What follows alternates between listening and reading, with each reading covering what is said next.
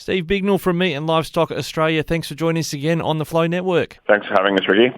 Well, the sheep year, we'll start there first. They got off to a sort of sluggish start with the processor number downs due to, I guess, staffing and logistical challenges. How are they tracking now across the southern part of Australia? So we are above 300,000. We're currently sitting at 323,000 head a week, which is really good to see. We've sort of jumped 100,000 in the last 2 weeks, week on week. So we have really increased those processing throughput numbers, which means that producers can sell it to processors, and it also means that there'll be meat flowing onto the shelves in retailers. Yeah, that's good news. I actually just enjoyed a lamb chop myself for lunch, left over from Australia Day, so good news for me as well. Hey, Steve, look, with the prices across the market in general, sort of went upwards during the spring flush. They've sort of settled and stabilised back to a longer-term trend, haven't they? Well, they have. So we've got all categories of lamb indicators fell this week except for the restocker lamb. There was there's a few pieces to that. The numbers have increased a little bit, easing it, and also we've seen some numbers of sort of the number of new season lamb shrinking, and they often get a premium. So we've seen that come back, numbers go up. But restocker lamb prices have increased over 50 cents to above $9.50 at the moment. So there is some really good signs there. It's good signs in the sense that there's still demand to keep building the herd numbers up. There's certainly plenty of moisture, sporadically so in some parts of Victoria and New South Wales, but it's all that sort of activity, is it? Confidence in pastures? We definitely are. We're probably seeing that in the cattle perspective. So the lamb, we're going into sort of our third wet year, and the flock rebuild's well and truly underway in the cattle industry because there's more cattle up north. That rebuild's being a little bit slower, and that's why we're still seeing the record cattle prices, where lamb prices are still historically high, but they're not hitting the records. Yep, all right. Well, we started getting into cattle there as well. Of course, serious drought in Queensland left them a lot shorter than the general sheep flock was, but we got close to this 1,200 cents mark, but it's sort of taken a backwards turn just in recent days. Yeah, it has. So the Eki did reach, 1,191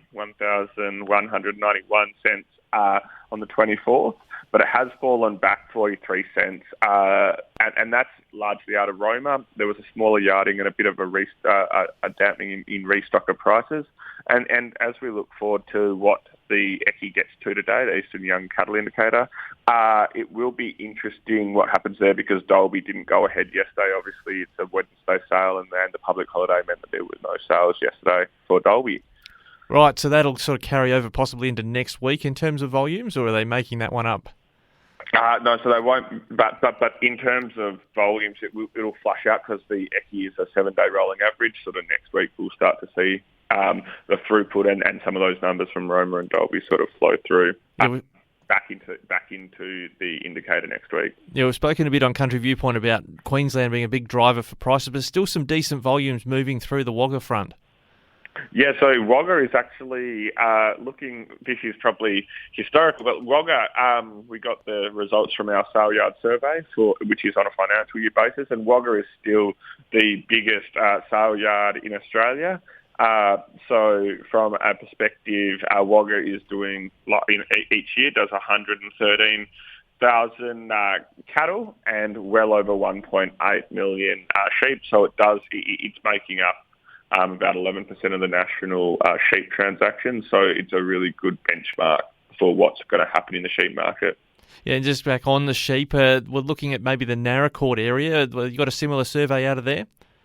Yeah, so we've got the results out of Narracourt.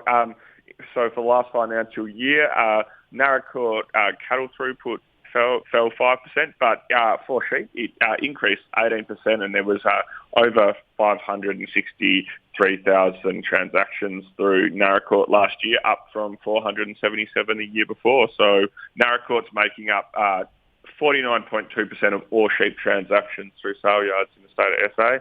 So you can really get a good barometer of what's going on in SA by having a look at what's the results in Narracoorta.